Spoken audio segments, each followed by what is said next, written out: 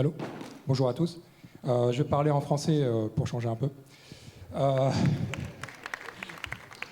Bonjour, je m'appelle Samer Abdelkrim. Je suis très heureux et honoré d'être ici avec vous ce soir, aujourd'hui, à Casablanca pour le Startup Africa Summit, à l'invitation de Startup Maroc, que je remercie pour cette invitation.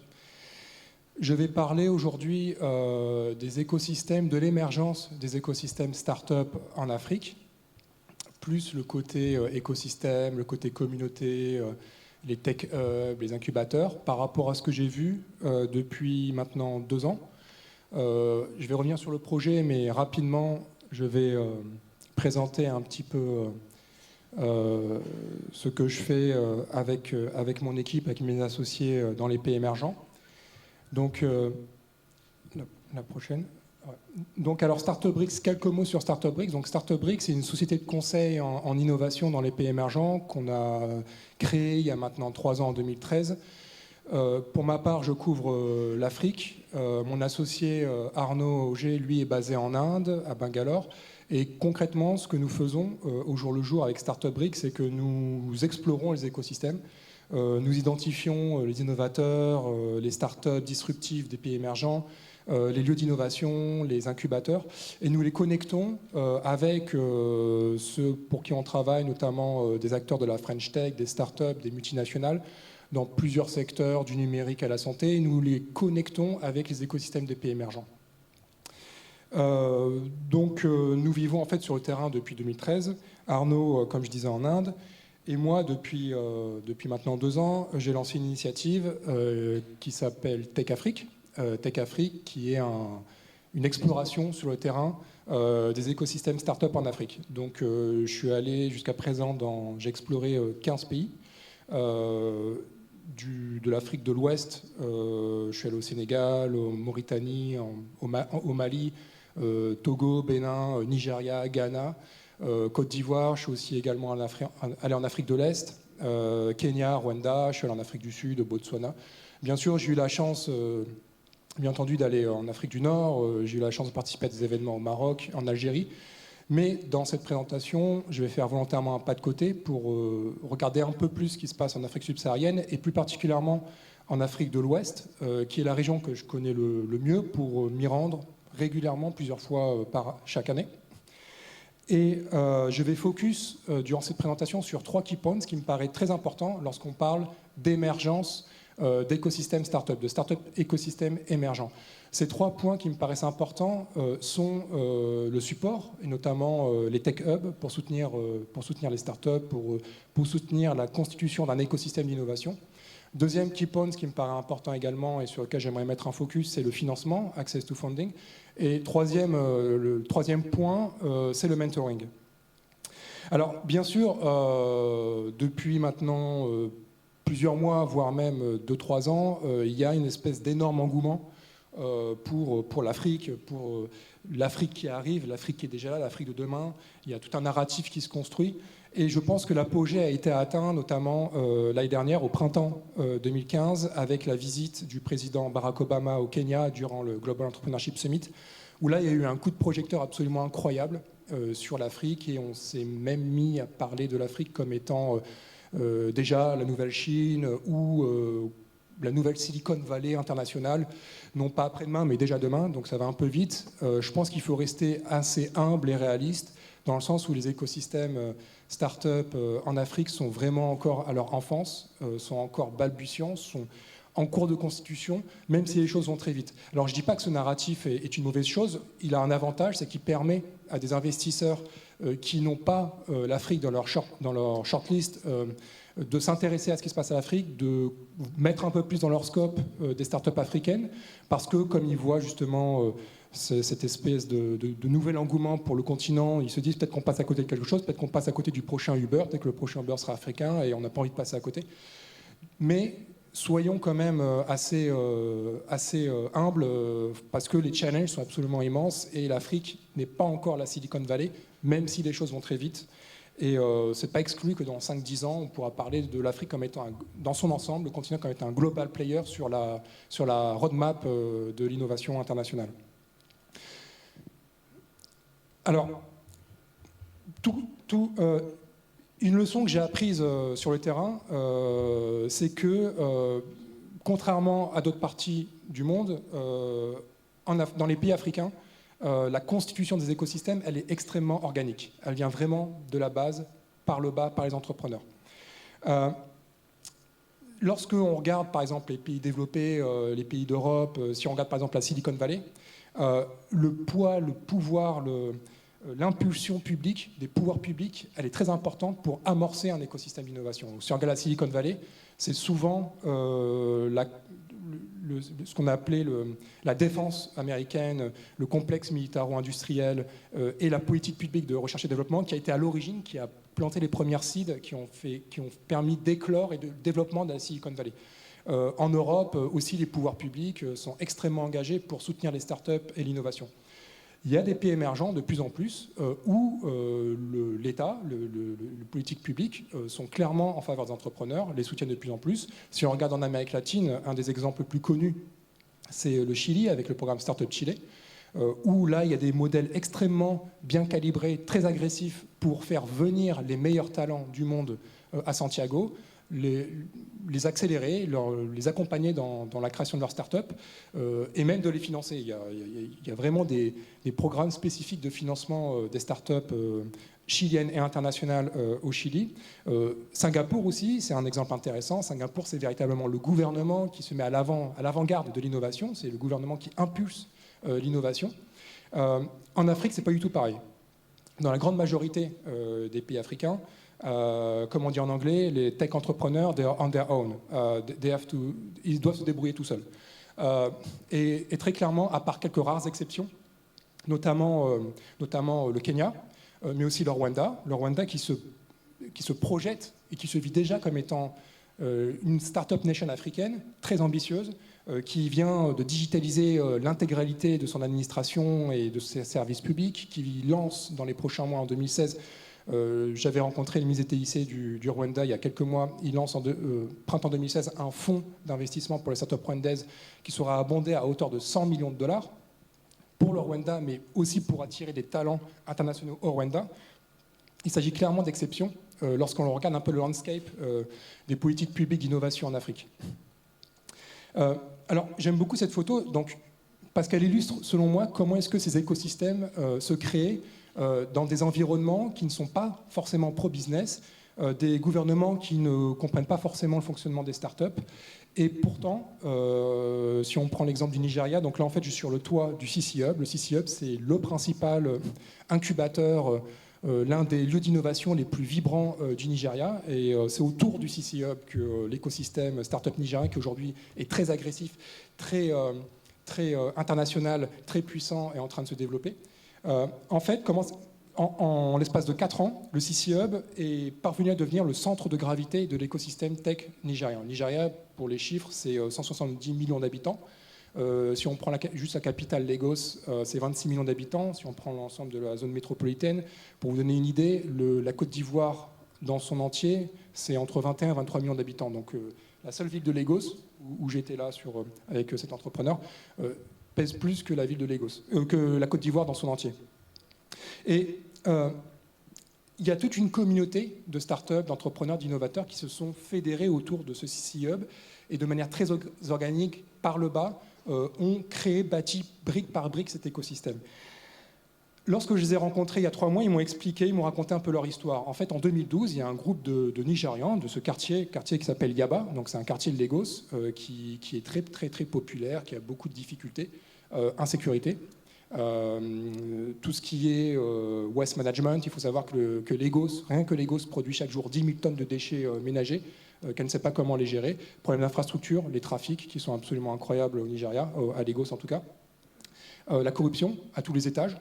Et ces jeunes-là se sont rassemblés, donc un groupe d'entrepreneurs, de start-upers, de geeks, d'innovateurs, de talents de la diaspora, qui se sont dit qu'est-ce qu'on peut faire aujourd'hui pour résoudre nos problèmes, les problèmes de notre quartier, de notre district, de notre ville et du Nigeria tout entier, et qui pourraient pourquoi pas inspirer l'Afrique. Et comment on peut aujourd'hui inspirer les jeunes Nigériens, leur donner l'envie de aussi essayer de résoudre leurs problèmes, d'abord en les sensibilisant aux nouvelles technologies et en leur insufflant un état d'esprit entrepreneurial pour qu'ils arrêtent d'attendre et qu'ils prennent eux-mêmes des décisions et qu'ils prennent eux-mêmes quelque part en charge leur propre vie.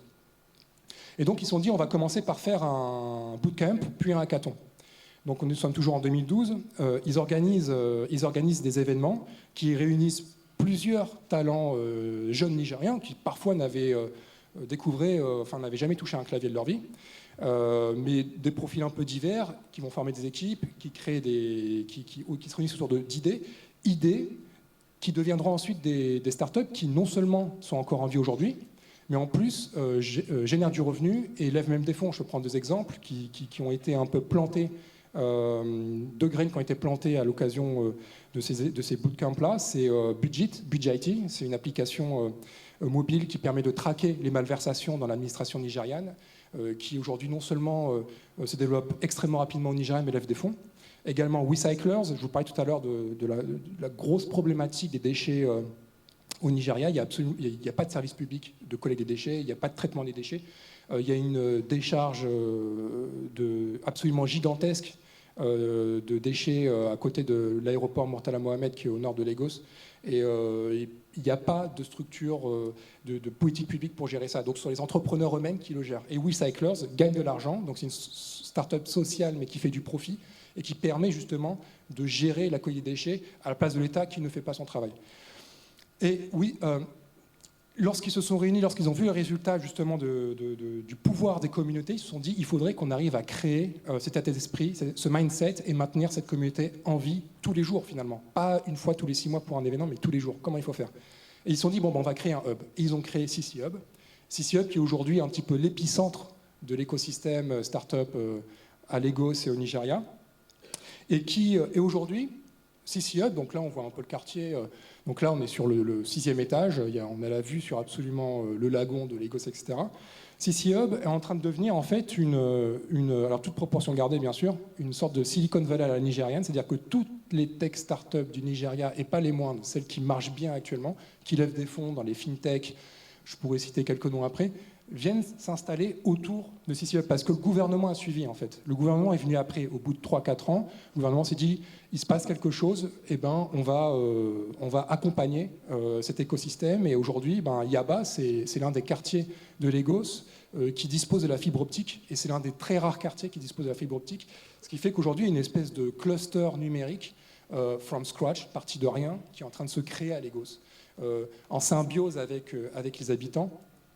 Et finalement, toutes ces difficultés-là, au quotidien, génèrent cette innovation et impulsée, portée par les entrepreneurs.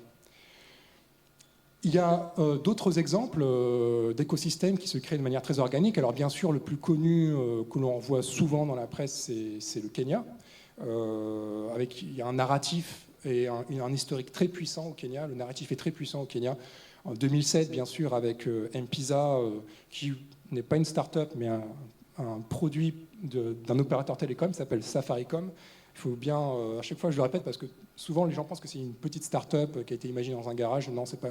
M-Pesa, le paiement mobile, le mobile payment, qui est vraiment un usage, une innovation d'usage kenyane, africaine. L'historique est un peu plus nuancé. C'est pas, voilà. Bon, c'est un peu plus nuancé, on pourra en reparler, c'est pas le sujet du talk d'aujourd'hui.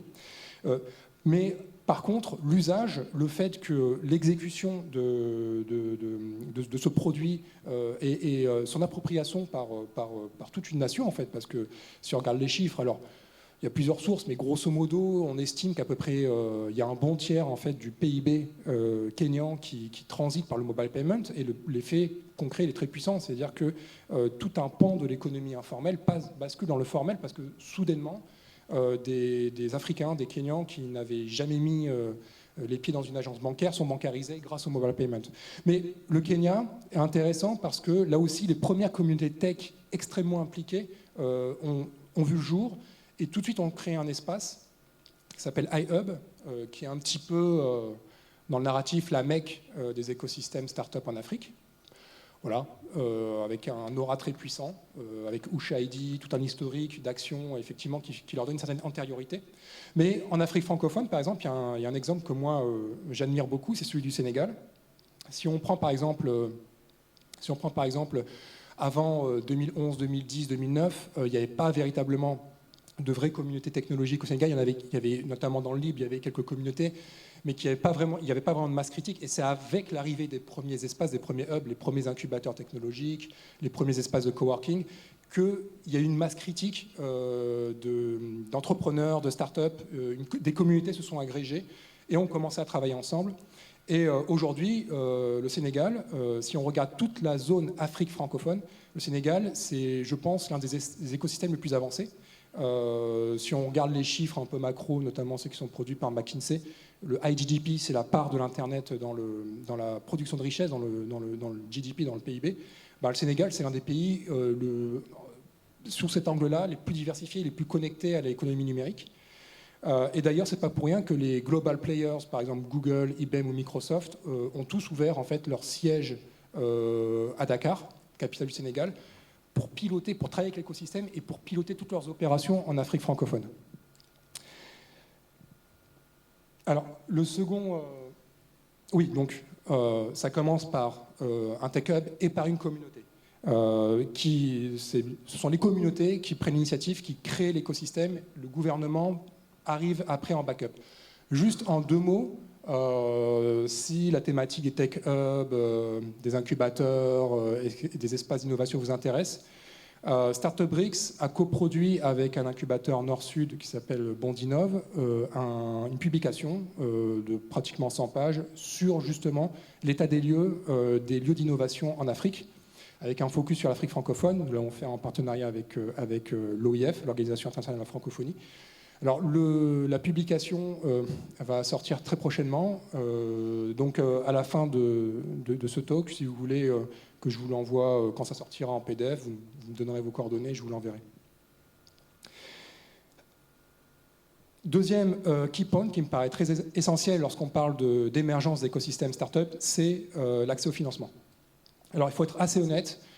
Si on revient dans les années, au début des années 2010, 2008, 2009, 2010, très franchement, les pays africains étaient un peu une terre inconnue, une terra incognitae, je ne sais pas comment on dit en latin, vis-à-vis des investisseurs, vis-à-vis des VC. Il n'y avait pas de track record, il n'y avait pas de levée de fonds, il y avait les investisseurs internationaux, à part quelques-uns très peu, s'intéressaient vraiment à l'Afrique. Mais les choses sont en train de bouger très rapidement. Si l'on regarde l'une des rares databases qui produit des data, des insights très précises sur les levées de fonds en Afrique, donc c'est la database qui s'appelle VC4Africa. En 2014, il y a eu un record absolu de levée de fonds en Afrique, donc c'est Afrique, l'ensemble du continent.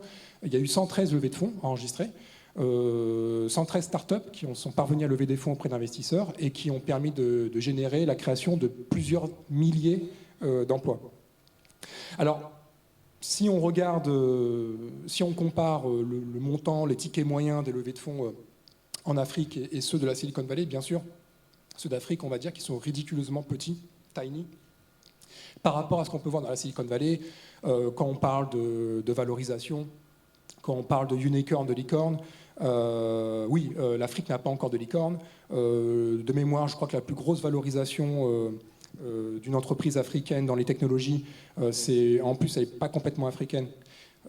C'est African Internet Group, c'est AIG, c'est en partie allemand en grosse partie allemand avec Rocket Internet. Ça capte à 400 millions de dollars. Pour être une licorne, la terminologie de la Silicon Valley, c'est 1 billion, 1 milliard. En dessous de AIG, c'est plutôt Konga, c'est une plateforme de e-commerce nigérienne qui est valorisée à 200 millions. Donc on est encore un peu loin de la prochaine naissance, de la prochaine licorne africaine. Peut-être dans les 5 ans, peut-être que le prochain, il y aura un exit à 1 milliard, Amazon qui achètera Konga, je ne sais pas. Mais pour le moment, on ne peut pas vraiment parler, on ne peut pas vraiment comparer les exits en Afrique, dans les pays africains, et les exits qu'on peut voir aux États-Unis, par exemple, ou même en Europe. Par contre, le landscape évolue très rapidement. Tout d'abord parce qu'il y a de plus en plus de business angels. Et ça, c'est en train de se structurer très fortement.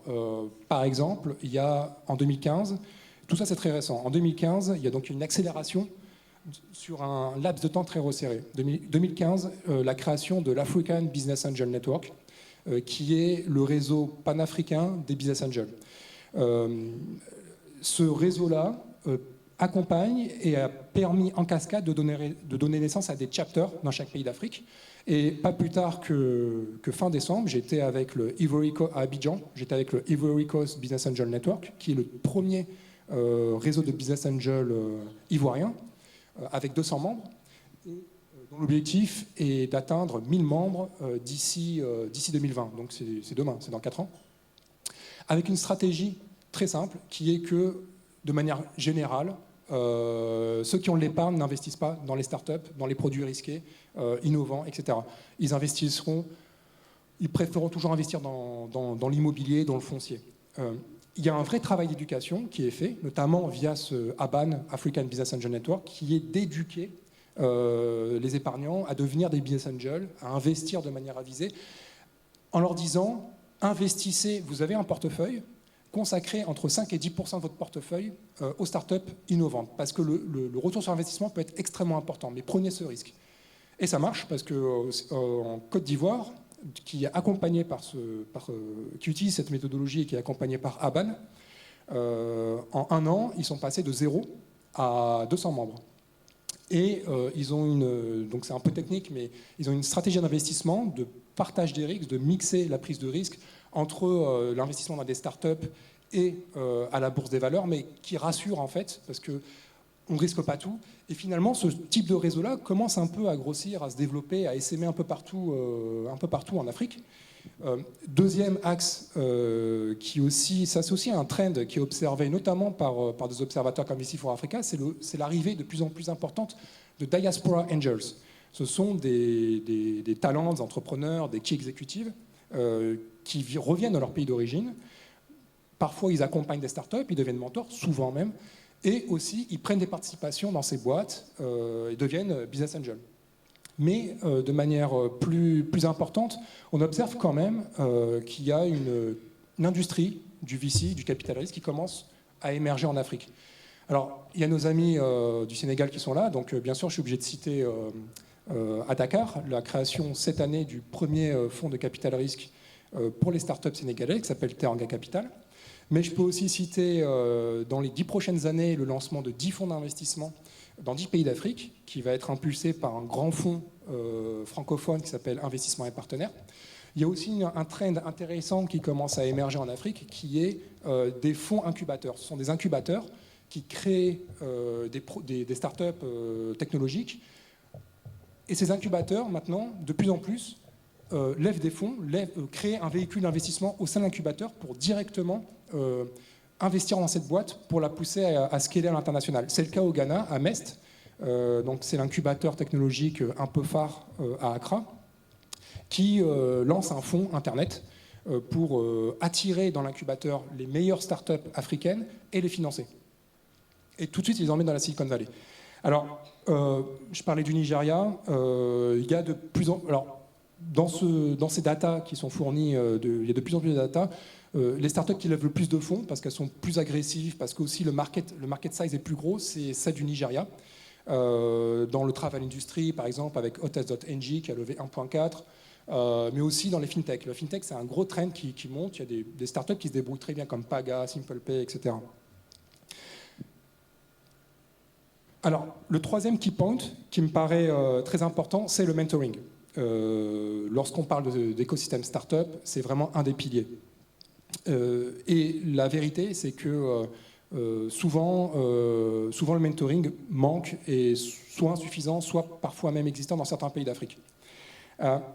Alors, je rappelais juste avant, lorsque je parlais du financement, qu'effectivement, il y avait ce nouveau trend qui est le retour de la diaspora, qui agissent souvent comme étant des mentors pour appuyer les startups, soit en investissant, soit en les accompagnant, parce qu'ils apportent une vision internationale, ils apportent une nouvelle approche de l'innovation, ils apportent un carnet d'adresses, ils apportent une expertise et parfois rejoignent des équipes. Et lorsqu'on regarde les startups les plus dynamiques, en Côte d'Ivoire ou au Nigeria ou même au Maroc, souvent, les startups qui sont les plus dynamiques ont une expérience internationale. Parce que un membre de l'équipe, soit a longtemps vécu ou a été formé à l'étranger, soit est venu à l'étranger et a rejoint l'équipe. Et lorsqu'on discute avec des VC, des investisseurs sur le terrain, dernièrement, soit en Côte d'Ivoire ou au Nigeria, ils vous disent qu'avoir une vision internationale est indispensable, même pour résoudre des problèmes locaux en tant qu'entrepreneur, parce qu'il faut être ouvert aux nouvelles idées, il faut être ouvert aux innovations nouvelles, aux disruptions nouvelles qui s'annoncent, qui vont bientôt se généraliser, parce qu'il faut être prêt, à accueillir la concurrence, et même il faut être prêt à partir international. J'ai presque fini. Désolé, je suis le Chief Bad Guy Officer de Startup Africa. Et donc, on assiste un peu partout à l'émergence d'un entrepreneuriat tech africain qui résout des problèmes africains, mais en embeddant, en ayant de plus en plus un mindset, un état d'esprit fortement international. Et c'est la raison pour laquelle, même si je sais que ça prendra du temps, je suis convaincu que le prochain Mark Zuckerberg ou le prochain Google sera africain. Merci beaucoup. Super. Désolé. J'ai quand même une question pour toi. Oui. J'ai remarqué que tu as fait le trajet du nord au sud, mais tu n'es pas passé par l'Égypte, qui peut être le hub ou le plus avancé au niveau des startups, technologies. La diaspora égyptienne est la mieux représentée dans la Silicon Valley. Ils ont vraiment eu de grands succès. Et j'étais curieux. Pourquoi? J'ai pas eu l'opportunité. D'accord. Et c'était dans ma roadmap. Mais j'ai pas eu l'opportunité. Super. Et tu as raison, il y a notamment, comme tu dis, dans la Silicon Valley, les diaspora tech arabes qui sont extrêmement dynamiques, qui créent des ponts entre leur pays d'origine et l'innovation de la Silicon Valley. Et notamment, il y a un réseau que lui, je connais, qui est très porté par des talents de la diaspora égyptienne, qui s'appelle TechWadi, qui est basé à San Francisco, et qui fait justement le bridge entre l'Égypte et la Silicon Valley. Et tu es le cofondateur de TechWadi en face de toi. Bon, voilà. Bon, j'ignore. Ok, super. Thank you for the vouch. Merci Samir. Merci. Okay. Au revoir. Ok.